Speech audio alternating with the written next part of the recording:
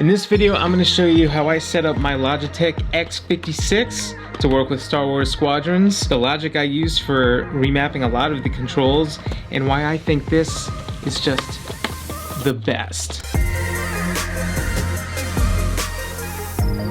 Hello there and welcome to Star Wars in Real Life, where we fill our lives with Star Wars instead of actually important things like credit scores. One of the great things about being a Star Wars fan these days are all of the opportunities we have available to us for being fully immersed in that galaxy far, far away. Thanks to Motive and EA, we now have the opportunity to be Rebel and Imperial pilots with Star Wars Squadrons because this game fully supports VR, and they even took it a step further and made this game compatible with HOTAS controllers. Even if you don't have the same HOTAS as I do, I really think this video is going to help you think about how best you can map your controls for your own playing style.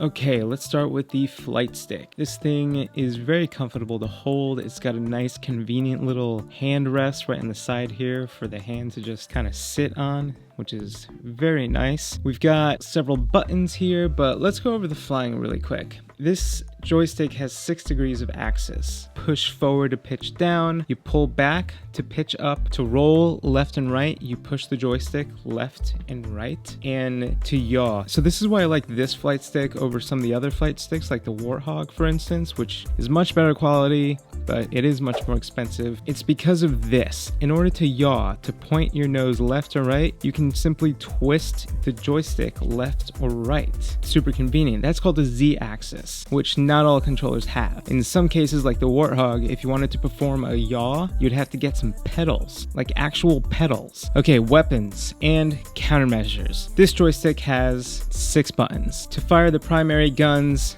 is simply the trigger. To fire a left auxiliary would be this button up here, which is a nice round click. The right auxiliary would be this button on the side here. So I knew from the beginning that I wanted to fire missiles with my thumb. It just feels very, like satisfying to have to bring your thumb up here in order to fire a missile. It's very deliberate. You can't accidentally fire missiles like that. And to fire up the right auxiliary is kind of inconvenient and awkward, to be honest. So that's why I have things assigned to that button that I don't use as often as missiles, like a repair kit, for instance. And then of course, to dumb fire those auxiliaries, you would just double tap. My countermeasures is this lever type button over here, which I really like. It's got a nice pull action to it.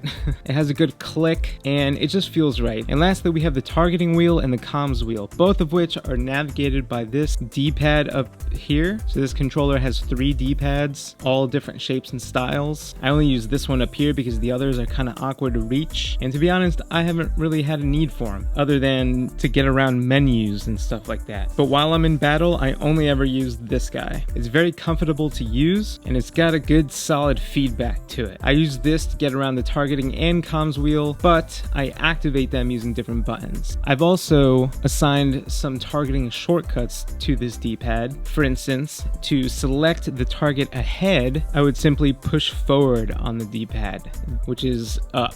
Pushing up selects the target ahead of me. Pulling back or down selects the target behind me, my attacker. So whenever I'm getting attacked, I just push down and boom, I have my attacker as a target. Okay, and then the comms wheel. The comms wheel is also navigated by using the same D-pad up here, but if I want to ping a target, I would tap this button all the way down here where my pinky sits. That's button number 5 on this joystick. If I click that once, it pings the target ahead of me. If I double tap it, that acknowledges a ping. And moving on to the throttle. The throttle is what I use to control my ship's speed, power management, shield management, and I'm just gonna call it power conversion management. So starting off with speed, pretty simple. If I want to go fast, I just push this throttle forward. If I want to slow down, I pull it back, and pulling it all the way back brings me to a complete stop. And the cool thing about this throttle is that it has a little dial on the side here, which you can use to control the sensitivity of the back and forth movement of the throttle. So I can make this really hard to push back and forth, or I can make it very easy. It's just a matter of preference. To boost, I would click down on this wheel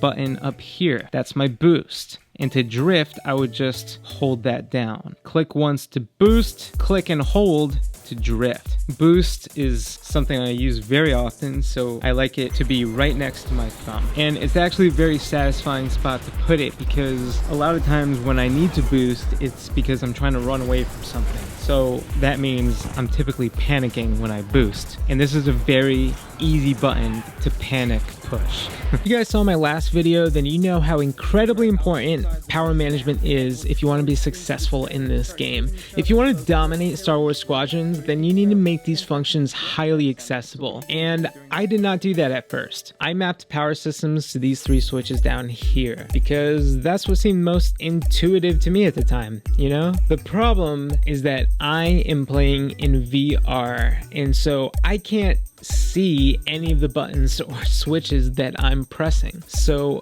my hand would have to travel from the throttle to this switch all the way down here, and I was missing a lot. So for example, if I wanted to shift power to my engines, sometimes I would accidentally send that power to weapons. And in a pinch, if I'm trying to like panic escape from a situation, that would result in a death. So that's not very efficient. And with functions as critical as power management, they need to be efficient. They need to be highly accessible and within reach. And this was actually something that my friend Z suggested. Z is the man behind the YouTube channel Lore Star. If you guys aren't familiar with that channel, I will link it up here for you to go check out. He's another great Star Wars channel and really just an incredibly nice guy. And it's funny actually because we actually have the exact same HOTAS controller, the Logitech X56. And he said that when he first started playing Squadrons, he also mapped his power system controls to these 3 switches down here, but has since changed them because they were too hard to get to. At that point, that's when I asked him to share his entire key mapping layout with me for his X56 setup so that I can see what else he was doing that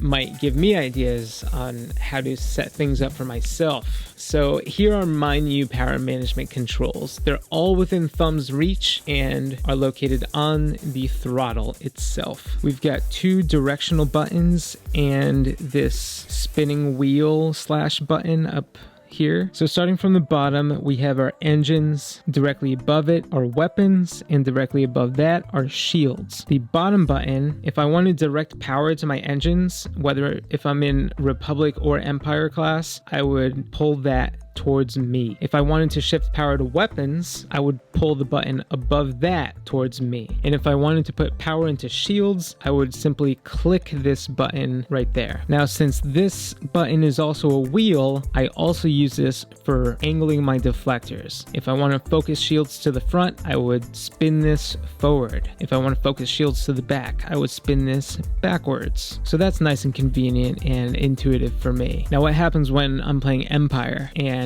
not only do I want to divert power to engines, but I want to convert power or shunt power to my engines? I would use the same button as I use for diverting power to engines, but instead of pulling it back towards me, I would push it forward. That sends all power to engines. And same thing with weapons. Instead of pulling it towards me, I would push it away from me to convert all power to weapons. So those are all of the most important functions that I have on my throttle. The rest of the buttons I have here on the throttle are for targeting and comms. So if I want to activate my targeting wheel, I would hold this button labeled E. I would hold that down, and then I would use the D-pad on my flight stick to choose a target, and then I would release this button to commit to that target. You get me? Same thing with comms. Comms is this slider button right above it. If I push it forward, it activates the comm wheel. I use that same D-pad on the flight stick to select what I want to say, and then I would pull back on this slider button to commit those comms. But instead of going to the targeting wheel every time, I've mapped some targeting shortcuts to some of these physical buttons here. So this bottom left switch actually targets the enemy's flagship systems, the middle switch targets my objectives, and the right switch targets missiles. I hardly ever use that, but... And then lastly, we have these 2 dials right here.